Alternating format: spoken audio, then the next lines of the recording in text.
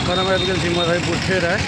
तो मधेपुर चौक मार्केट सबके सीन देखै छी। पाछा में बैकग्राउंड देख सकै छियै, बहुत सारा सब्जी वाली सबके दुकान छै, बहुत सारा मार्केट छै। और आज हम पूरा मार्केट सब देखाबै छी। सब्जी मार्केट या जो भी एतऽ मार्केट छै सबके सीन देखाबै छी।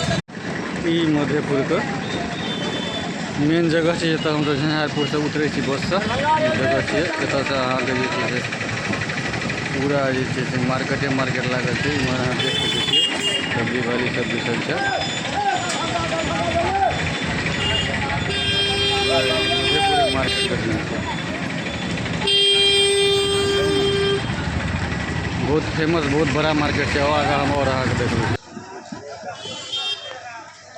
मधेपुर मार्केटे में अखन हम घूमि रहल छी।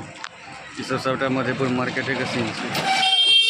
जते कि सीन देख रहल छियै सब मधेपुर मार्केट के छै। मधेपुर का मार्केट बहुत बड़ा है। अगर हम देखावा लागू तो बहुत लॉन्ग वीडियो बन जाते, बहुत लंबा बन जाते वीडियो। क्योंकि मधेपुर का जो मार्केट है अपन सबके झंझारपुर से बहुत बड़ा मार्केट है। ताहि दुआरे जे छै से अहाँके पूरा वीडियो नहीं देखबै, कमे में शॉर्ट में मार्केट के सीन है।